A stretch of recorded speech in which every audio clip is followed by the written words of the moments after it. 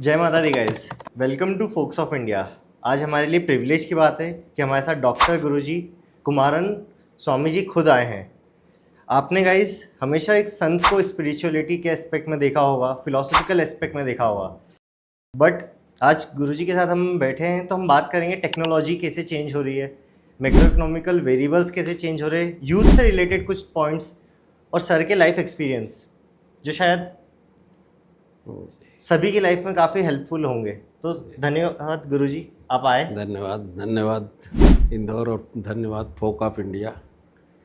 सो गुरुजी, इतने बड़े सफ़र की शुरुआत जी आपकी कैसे हुई कि लाइक आपने ये सर सफ़र की शुरुआत ऐसे हुई कि मेरा सोचना है कि जीवन को प्लान और योजना के चक्कर में नहीं उलझाना चाहिए। जो माइंड में भगवान के द्वारा वाइब्रेशन दी जाए, अगर उसको हमारा दिल एक्सेप्ट करता है तो उस दिशा में चल देना चाहिए, मंजिल खुद ब खुद मिल जाती है। मैंने 40 साल के अपने लाइफ में, प्रोफेशनल लाइफ में कभी भी कोई प्लानिंग नहीं किया। ईश्वर ने जो आदेश दिया, अब उज्जैन आना लिखा था, कोई प्लानिंग नहीं थी। प्लानिंग उज्जैन की हुई कि उज्जैन आ जाइए, दर्शन करते हैं। पीछे वार चालू हो गए तो मेरा प्रोग्राम पार का सब कैंसिल हो गया। फिर हमने कहा कि चलिए उज्जैन ही घूम के आते हैं जी। तो उज्जैन जो बना प्लान, तो ये हुआ नहीं आप भोपाल होके जाइए। मैं कहा ठीक है भाई, भोपाल होके जाते हैं। सही बात है। तो आज महाकाल की नगरी में आपके बीच हम उपस्थित हैं। और गुरुजी, एक और जो आपने पॉइंट बोला है कि लाइक जैसे जैसे चीज़ें दिखती गई वैसे वैसे चलते गए, जी तो इस पॉइंट को अपन इंट्यूशन बोल सकते हैं। हाँ इंट्यूशन लाइक कि गट फीलिंग। जी जी सो यूजुअली जो पॉडकास्ट वगैरह होती तो पास्ट हिस्ट्री उस पर बात करते हैं, बट गुरुजी आज हम बात करते हैं फ्यूचर को लेके और जो आपके एक्सपीरियंसेस हैं कि लाइक कम से कम समय में हम ज़्यादा से कैसे दे पाएँ। तो 40 इयर्स का जो आपका एक्सपीरियंस था उस समय का, सो दो सिनेरियो हैं। लेट्स से मैं हूँ, एक फाउंडर है और एक इंसान उस कंपनी में जॉब करते हैं, दोनों। सो उन दोनों के लिए ऐसे कौन से लेसन है जो आप देना चाहेंगे जो उन्हें डायरेक्टली हेल्प कर रही है? फाउंडर जो होता है किसी भी कंपनी का, या एक सारथी होता है। जैसे महाभारत का युद्ध हुआ तो उसमें भगवान कृष्ण जो थे अर्जुन के सारथी थे, अकेले थे। पूरी सेना कौरवों को चली गई, लेकिन सिर्फ सारथी के दम पे अर्जुन ने युद्ध जीत लिया। हाँ। तो कंपनी का जो फाउंडर होता है वो एज ए सारथी काम करता है, और बाकी जो लोग कंपनी में काम करते हैं, फाउंडर को कोशिश करना चाहिए कि हमारे वो डिवोशन में कंपनी के प्रति काम करें, न कि सिर्फ सैलरी के लिए काम करें। सही बात। अगर उनका डिवोशन और फाउंडर का डिवोशन मैच कर जाता है तो कंपनी को ग्रो होने में देर नहीं लगती है, कंपनी स्वतः ग्रो कर जाती है। लेकिन अगर फाउंडर सोचे कि हम हिटलर बन के सबके ऊपर गुलाम बनाएं तो वो कंपनी बहुत दिन नहीं चलती है।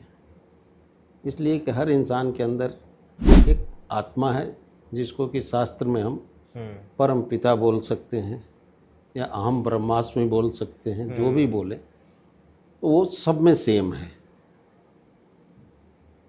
तो अगर हम भेदभाव की राजनीति छोड़ देंगे, हाँ कंट्रोलिंग होनी चाहिए, फाउंडर की कंट्रोलिंग होनी चाहिए। एक ये होना चाहिए कि भाई हमारी लगाम हमारे हाथ में है घोड़े की, नहीं तो खुद फाउंडर गिर जाएगा। सही बात है। तो एम्प्लॉइयों के बीच में एक वो होना चाहिए, लेकिन सबको सामंजस्य लेके कंपनी को आगे एक विजन लेके चलना चाहिए। जितना बड़ा विजन लेके आप चलेंगे, अब सपोज करिए कि आपने सोचा कि हमें एक कमरे का मकान मिल जाए, एक इंसान सोचता है कि मुझे महल मिल जाए। दोनों सही है तो अपनी जगह। सही दोनों है अपने जगह पे, लेकिन अगर उसको महल नहीं मिलता है तो 4 कमरे का तो बेडरूम मिलेगा। आज जो पहले ही अपने को गिरा लिया उसको जो भी मिलेगा और क्या मिल सकता है। सही बात है सर। तो विजन को एकदम क्लियर करना चाहिए, कोई धुंधलापन नहीं होना चाहिए उसमें, कभी भी हमें कंफ्यूज नहीं होना चाहिए। लक्ष्य के प्रति हमें एकदम दृढ़ संकल्प होना चाहिए कि ये हमारा लक्ष्य है। जैसे अर्जुन ने मछली की आँख को देखा, लक्ष्य क्लियर था तो अर्जुन ने आँख को निशाना बनाया। तो हमारा लक्ष्य और विजन एकदम स्पष्ट होना चाहिए। ये नहीं कि हम थोड़ी दूर कॉलोनी बनाने के बारे में सोच रहे हैं, फिर कोई आया बोला अरे भाई इस टॉपिक में तो इतने पैसे हैं, हाँ। तो हमारा फोकस उधर से हट के फिर डाइवर्ट हो गया, तो ना हम इधर के रहे ना उधर के रहे। तो कोशिश करने वाले की कभी हार नहीं होती है। असफलता उन्हीं को मिलती है जो सफल होने का प्रयास नहीं करते हैं। सही बात है। तो जीवन में हमेशा फोकस के प्रति एक क्लियरिटी होनी चाहिए। बाकी भगवान सब कुछ देता है, सिर्फ परीक्षा लेता है। सही बात है। वो हमें बनाया है तो अपने से मजबूत बनाया है कि इंसान अगर हम बनाते हैं तो हमसे भी मजबूत है। भगवान भी इंसान का मुकाबला नहीं कर सकता है, इसलिए कि भगवान एक प्रोटोकॉल में बंधा हुआ है, उससे प्रोटोकॉल वो तोड़ नहीं सकता है। हम आप तोड़ सकते हैं। सही बात है। ये भगवान ने ही हमें तोड़ने की इजाज़त दी है। तो हम जो भी पाना चाहें वो पा सकते हैं, चाहे भगवान को पाना हो और चाहे अपने लक्ष्य को पाना हो। लेकिन एक कोशिश करना चाहिए कि हमारे द्वारा एक स्वस्थ समाज का निर्माण हो सके, जिसमें कि हमें कुछ लोगों को आगे बढ़ने का मौका मिले, तो हमारा जीवन एक सफल होता है। और हर इंसान को हमारा विजन है, हो सकता है किसी को गलत भी लगे। मैं सबको ये राय देता हूँ कि मरने से पहले एक इतिहास अगर आप बना के मरते हो तो आप इंसान हो। अगर आप इतिहास बनाने में कामयाब नहीं हो तो आप में और पशु में कोई अंतर नहीं है। पैदा वो भी होता है, पैदा हम भी होते हैं, उसको भी पता नहीं कब मरना है, हमें भी पता नहीं, लेकिन एक इतिहास बनाने की कोशिश करना चाहिए, तो हमारे मानव जीवन सफल है। गुरुजी, इतिहास से मुझे अब मैं आपको एक सिनेरियो में बताना चाहता हूँ कि जैसे बुद्धत्व मतलब स्पिरिचुअलिटी की बात करते हैं। So Buddha is a state of mind कि जहाँ पे एक उसमें धारा में इंसान प्रभावित है। अब इतिहास की बात करें तो मैं जैसे अलेक्जेंडर से बहुत ज़्यादा इंस्पायर्ड हूँ। सो लोग बोलते हैं कि लाइक उसने इतना कॉन्कर करा, क्या ज़रूरत थी, क्यों करा, बट एक चीज़ तो है, कुछ तो करा है, तभी 2-2,500 साल बाद भी याद कर रहे हैं जी। सो कई बार ऐसा भी होता है ना गुरुजी कि लाइक एक वो इंसान उस स्टेट ऑफ माइंड में चला गया है, हो सकता है वो मेडिटेशन स्टेट में ही हो, वॉर उसको मेडिटेशन ही लग रही हो जी। सो लाइक अगर अलेक्जेंडर को अगर आप देखते हैं तो आप उसको कैसे डिस्क्राइब करना चाहेंगे? देखिए अलेक्जेंडर ने जो भी किया वो अब जो आप बोल रहे हैं माइंड ऑफ स्टेट, उसका माइंड ऑफ स्टेट ही था। उसका शुरू से बचपन से ही लक्ष्य क्लियर था कि मुझे विश्व विजेता बनना है। बन नहीं पाया, कोशिश किया उसने, पूरी दुनिया जीता, सब कुछ किया, लेकिन अंत में एक पॉइंट पे आके फेल हुआ। जब भारत में अलेक्जेंडर आया तो उसके लोगों ने बोला भाई भारत जा रहे हो, वो साधु संतों की नगरी है, वहाँ से एक साधु संत पकड़ के लेके आना।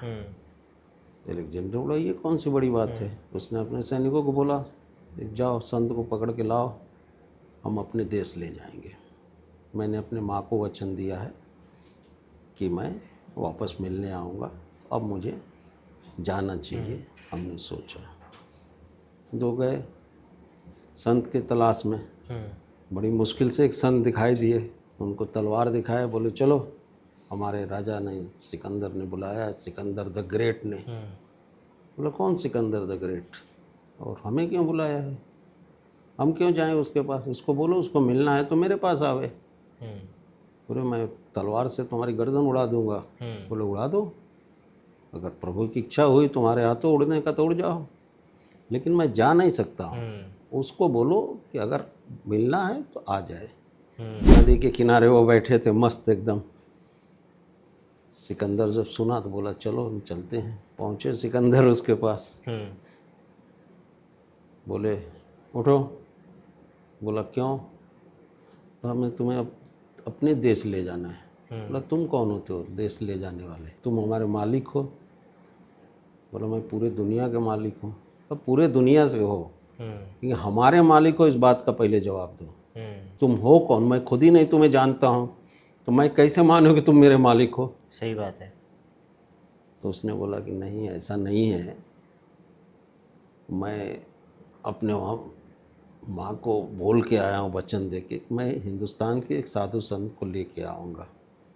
उन्होंने ये पॉसिबल नहीं है, फिर तुम्हें वापस जाना पड़ेगा और अपने माँ को लेके आना पड़ेगा। तो ये बोला भाई चलो मैं तुम्हें आधा राजपाट देता हूँ, अब चलोगे? बोला मैं राजपाट का क्या करूँगा, मैं तो एकदम बढ़िया खा रहा हूँ, बढ़िया सो रहा हूँ। बोला क्या है, ना तुम्हारे यहाँ झोपड़ी है ना कुछ है। बोला तुम्हारे पास महल है, तुम तो भटक रहे हो, तो तुम्हारे पास क्या है, तुम्हारी ज़िंदगी हमारी ज़िंदगी में फ़र्क क्या है, तुम भी महल छोड़ के सही बात भटक है। रहे हो जो है। हम्म, तो मैं नहीं जाने वाला हूँ।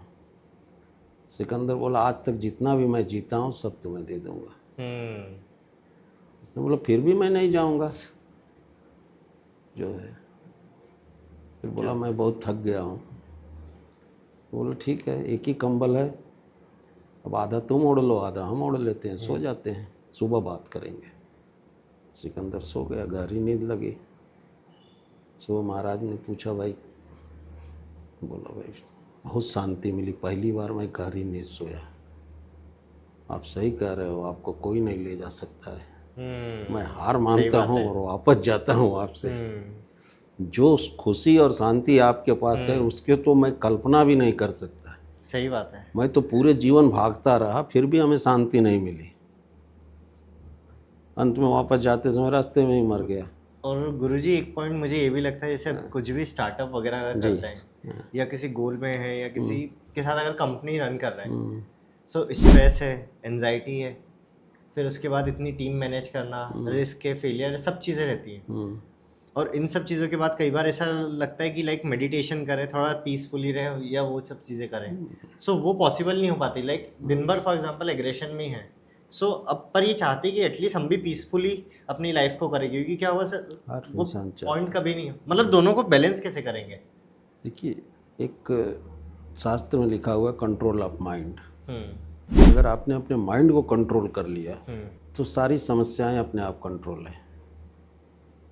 जब हम सोचते हैं कि हमें चिंता हाँ आती है, ऑब्वियसली, जब कन्फ्यूजन सोचते हैं कन्फ्यूजन आती है। हाँ, अगर हमारा माइंड पे कंट्रोल है, साधना में सबसे पहले वही सिखाया जाता है, कंट्रोल ऑफ माइंड। हाँ, आप मुझे रसगुल्ले खिला रहे हैं, हम्म, मेरा दिमाग बोल रहा है नहीं मैं ये तो गोभी की सब्ज़ी खा रहा हूँ, तो मुझे गोभी की सब्ज़ी का टेस्ट मिलेगा, रसगुल्ले का नहीं मिलेगा।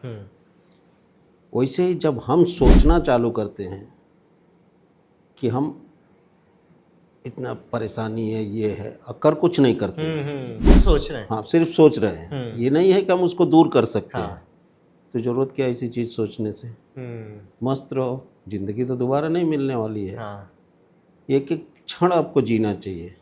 ठीक है, आई है समस्या ना, उसका कोई निदान होगा, मिल जाएगा, फिर स्वतः उसका निदान मिल जाता है जो है। हो जाएगा। हाँ, लाइक मैं अब इस चीज़ को ऐसे एग्जीक्यूट करता हूँ, जैसे कहीं मैं जा रहा हूँ तो मतलब पहले बहुत स्ट्रेस था, क्या हुआ क्या नहीं, मैं भगवान को था आप चलो,